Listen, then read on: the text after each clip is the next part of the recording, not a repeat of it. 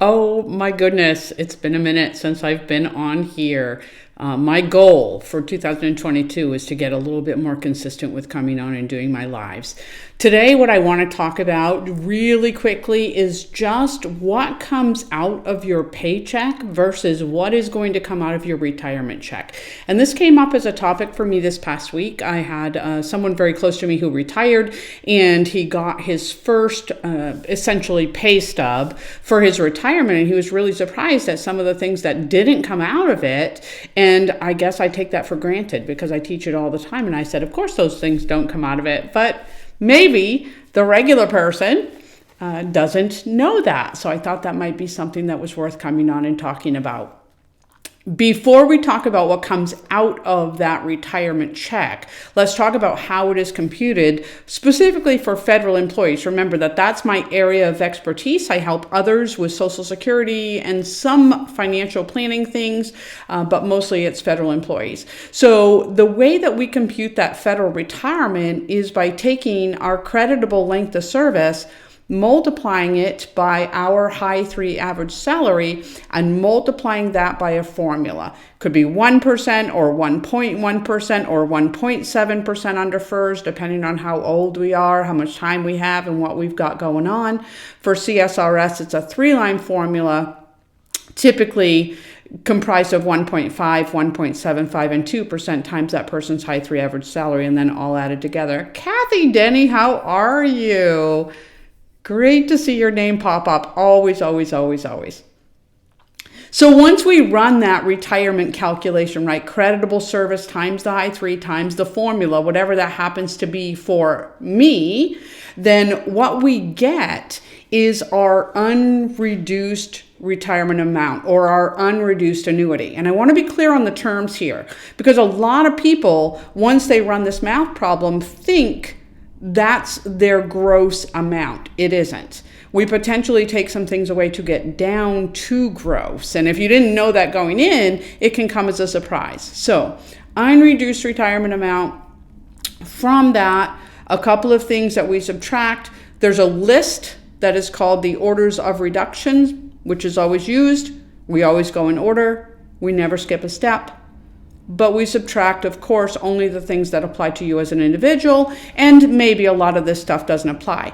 The very first reduction is if we have someone under the old retirement system, which is called CSRS, the Civil Service Retirement System, and that person was offered a voluntary early retirement, or they lost their job through no fault of their own and therefore qualified for something called a discontinued service retirement or a DSR.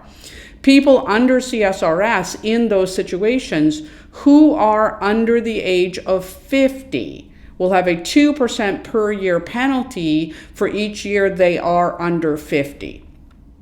For Fers, the new retirement system, federal employees retirement system, there is a reduction if somebody goes out under a retirement option that's called MRA plus 10.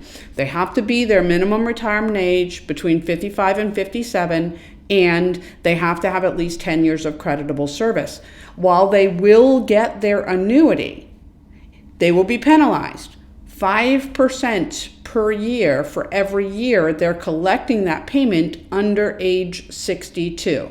There are some exceptions to that. We're not going to get into all of this today. One exception, just though I don't have people freaking out though, if you had at least 20 years locked in, you could collect at age 60 without having that 5% per year penalty applied. Normally that is applied until a person is 62. If I don't retire under MRA plus 10, or I do, but I postpone receipt of my annuity, or I am already eligible for an unreduced, then that penalty isn't going to apply, of course. The second reduction, remember we're going in order. The second reduction would be only if somebody was under CSRS or they transferred to Fers after having at least 5 years under CSRS and they had a temporary appointment, a non-permanent appointment that was before October 1st of 1982. That individual is going to have a penalty that equals 10% of whatever it would have cost them to buy that temporary appointment back. had they chosen to do so. It wouldn't apply to a Fers person, only a transfer. The next reduction from that retirement check is going to be for survivor benefits. And people choose whether they want to leave a monthly benefit to their surviving spouse or not. That costs something. Under Fers, that cost is either 5 or 10% of your monthly annuity, depending on what you choose to leave. Under CSRS, that cost is based upon a formula. 2.5% of the first $3,600 that somebody leaves, and 10% of everything over the top of that. Next reduction is for something called a redeposit. If I'm working for the federal government paying into retirement, but at any point I decide to resign and pull my money out of that retirement trust fund, go do something else for a while, but eventually come back to work for the federal government, I have an option of paying that money back or not. If I don't, and I'm CSRS or I transferred into Fers, that time was pulled out for work that I did prior to March 1st of 1991, then there's a reduction. This one is based upon life expectancy, so it depends on how much money I pulled out, how old I am now, and how long they expect me to live. The next reduction, remembering that we're going in order, is for something that's called an alternative form of annuity. This would be if you were diagnosed with a very specific illness. The Office of Personnel Management has a whole list of what qualifies here. And you had a terminal illness with a life expectancy of 2 years or less. You could get the money and still receive a small retirement, but it would be reduced because you did pull the money out of the trust fund. So that's what this alternative form of annuity is. That's a topic by itself I'm not going to get deep into. After we subtract the things that apply to you as a person, and only those things, now we're at your adjusted gross annuity. And from there, we have deductions where we will subtract any federal income taxes, potential state income taxes, depending on where you were living after you retire, and any insurance premiums for the things that you have decided to carry into retirement with you and, of course, have to pay for. We subtract those things to get down to your net annuity amount. The federal taxes, pretty seamless. Okay? Just as you fill out a W-4 when you come to work and tell your payroll office whether you're married or single and how many exemptions you have, after retirement, you could choose to have your tax withholding the same as it was while you were working, or you can update your W-4 and let the Office of Personnel Management know whether you're married or single, how many exemptions you have. Again, very, very little difference when it comes to the federal tax. States all do their own thing. Depending on the state where you live post-retirement, you may have to pay state income taxes or not. So there's a couple of slides here that you can look at, find the state that you're going to be in, and identify what their tax provisions are going to be on that federal civil service retirement. Be aware of this too. There are some states that will not tax a military retirement, even though they may be taxing a federal civil service retirement. And those private sector annuities are completely different. So definitely make sure that you are checking that out. Kiplinger's does put an annual report out that will talk to you about what every state is doing as far as taxes go. That's a really good place to go for the information. Now, here's what is not going to come out of that retirement check, even though it does come out of your paycheck. And this is what led to the topic today.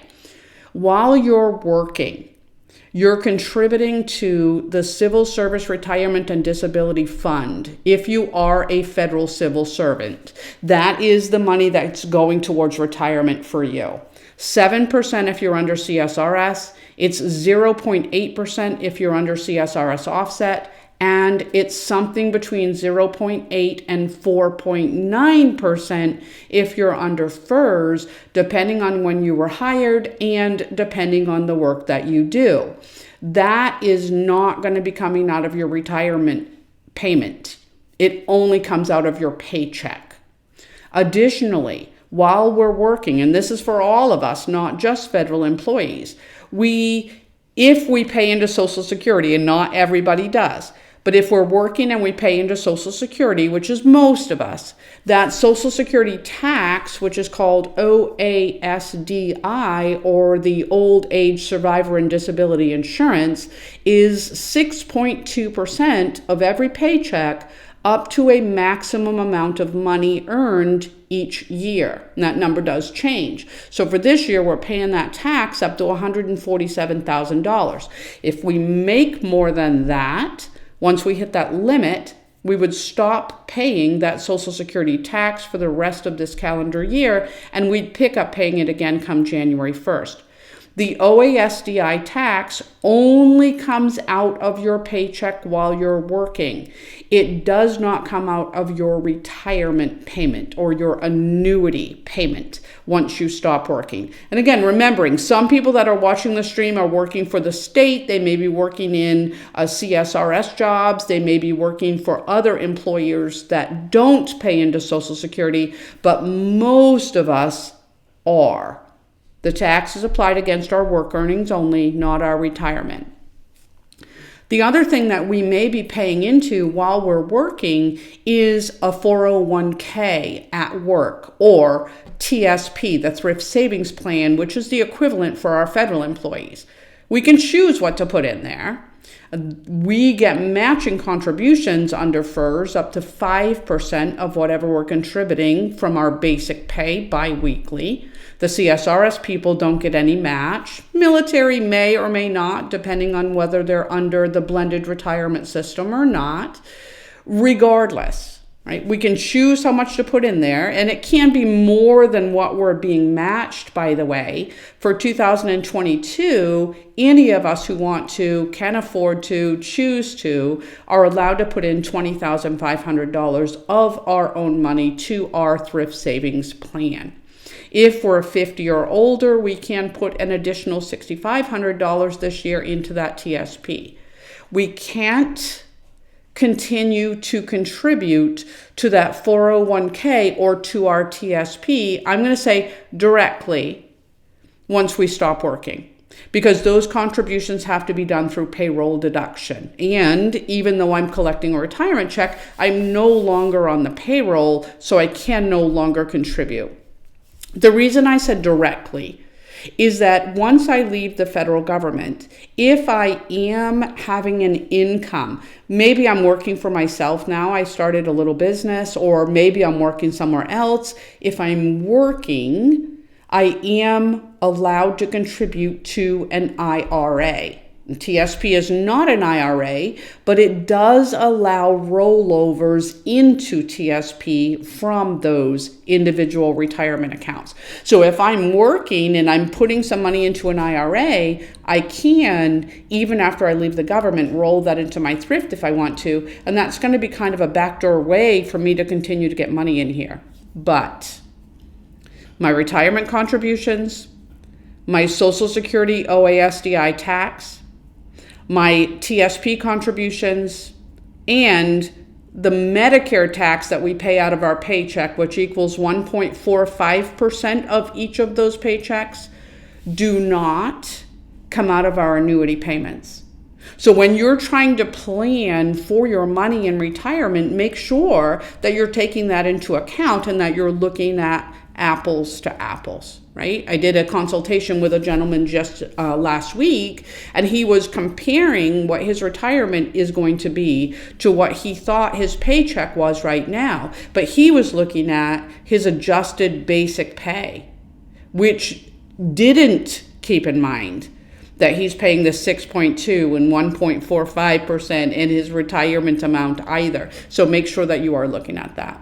As always, if you have any questions, please drop a comment, send me an email if you would like to. You can find a link right on my website, which is pinnaclepersonnelservices.com. It will say contact me. I'm happy to answer any questions that you have. I am always thrilled to get potential topics from you as well. So I don't have to try to figure out what to talk about, but I know that I can come in and talk about something that's going to be helpful to you.